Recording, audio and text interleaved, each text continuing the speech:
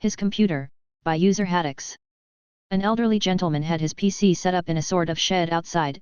It was insulated, carpet on the walls, warm and generally a nice place, but full of tools, half-finished projects, self-made shelves, you know the drill. An old guy doing old guy stuff. Anyway, his PC had fallen 5 feet from a shelf it was on, taking the monitor with it. The case was dented, the motherboard had snapped in half, the CPU, socket and its heatsink had ripped free of its retaining screws and the monitor was cracked clean across the screen. A competitor had got there first, but said it needed replacing, it couldn't be fixed. The old guy didn't want that. As the old gentleman berated the incompetence of anyone who couldn't just hammer it back into shape, I asked if I could take it with me and come back in a few days. It needed some work in the workshop. He was happy with this. He was just happy to have someone who knew what he was doing handle it. I took it back, 4 days later, fully working. All the guy's files were there, his desktop background of his granddaughter was there, his silly screensavers and weird desktop icon positions. All there. The competitor called me how the $% did you fix that? He said it looks the same through the side window that it always did, he even said you got the cracks out of his monitor. I brushed off the competitor. We drank together sometimes, but I didn't agree with his upsell and heavy margins. We're in a deprived area, we need to help, not hurt. The hard disk had survived, so I replaced the motherboard, setting its NIC to max boof in BIOS, to get Win 7 Home Premium to not need reactivation. The CPU survived, so did the heatsink. Replaced the PSU, which had been hammered, and bought an identical monitor. eBay got me an identical case side panel to fix his smashed acrylic window. Finally, the monitor was a fairly common 21 Hansol, cheap as chips. Okay, how much did you charge for all that? £600. 600? He could have bought a new computer for that. That's not what he wanted, though. He wanted his computer. I gave it him. I am the Lorax, and I speak for the trees, by user anonymous techguy6542. TLDR, we had a lady in AR who printed every email, web page, etc. and claimed it was due to her eyesight being bad. She was claiming some weird ADA accommodation and it actually had to hit legal before she was finally disciplined. Keep reading for specifics. Her workflow was horrific. Print document, edit it by hand, scan in edits and email to herself, print that again, and scan to email to the customer. She had filled every single drawer, cabinet, and work surface at her desk and even a few filing cabinets out on the floor with her printouts. IT got involved because they were going through toner at an insane rate and she was basically treating this departmental printer like a personal printer. One of her suggestions for an accommodation was to get her a personal printer, which only addressed one of the problems. Lady was not very socially aware. No joke, we got a call from our printer contractor to inform us that we were exceeding our maintenance cycle by a lot. I personally hated every inch of it because of the sheer volume of paper she was wasting. Literal reams per week. More than the rest of her department, and this is AR, who has to keep a lot of paper records.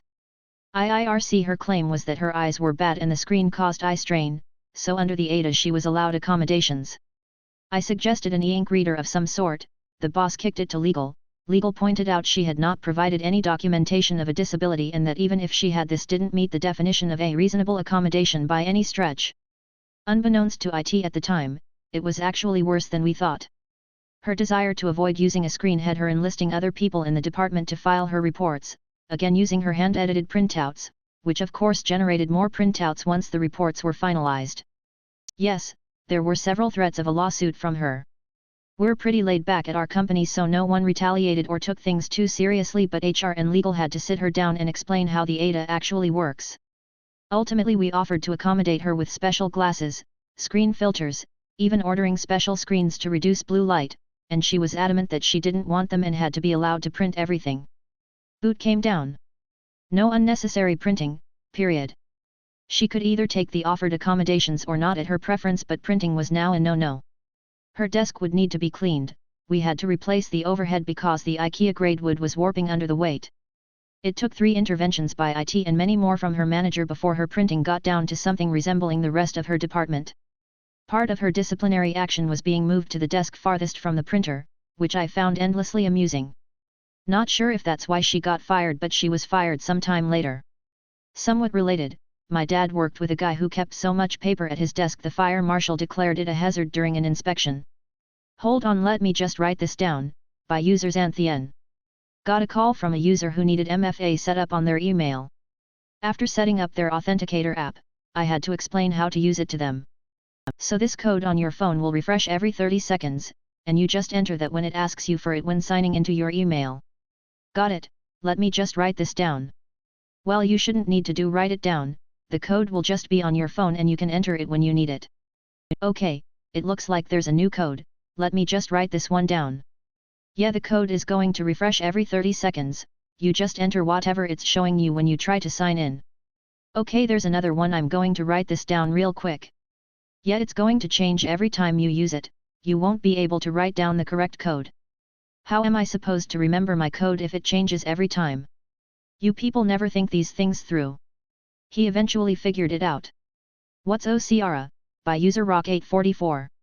A few years ago I worked for a document processing company where most employees received scanned typed documents and read the document while manually typing it into a system. One day while troubleshooting Adobe on a PC, I asked the user if they needed the OCR button added back. This is a 20YR veteran of the company who has been in the same department the entire time. $Me, Adobe is fixed for now, would you like me to add the OCR button back? $User, OCR? Way? $Me, yes. The process which turns a scanned typed document into one where the text can be copied and pasted into another program. $User, silence, gears turning, trying to calculate how much time they have wasted not using this feature. More gears turning, realizing no one in the department uses this since this user trains all other users. $User, can you show me how this works? I proceed to show the process and have the user go through it a few times so they can train others. After this call, I had to reflect for a while on what had just transpired. Did I just get some people fired? Oh no! I said with a clamoring sound, dropping my stapler on the cold snowy ground. To all a good night, may OCR always treat you right. P.S. Happy Hanukkah, Adam Sandler. Retailer wants admin access to the POS machine, by user XL0X.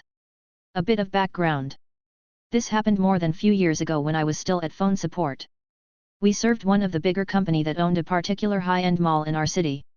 This includes their Windows XP, and yes, Win7 had been out for ages, machines they ran for their POS.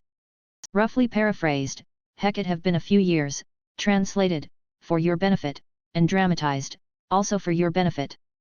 BC equals blonde clerk. OP equals super experienced support person of 3 months. OP, hello, this is tech support, you're talking to OP.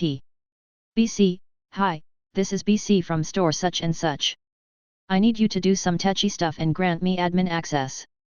I can't run this USB cause it keeps asking for password. OP, I'm sorry, did you say USB? What are you trying to run? I assume you mean at the back office computer? BC, it's a bank USB and no, I'm at the POS. OP, I'm not quite following, what kind of USB was it? Where did you get it? BC, listen, I have a gentleman here waiting, I don't have time for this, just do your thing and fix the access. It's a big sale and he's in a hurry. OP, I understand, but per company policy we need to ask these questions for administrative access.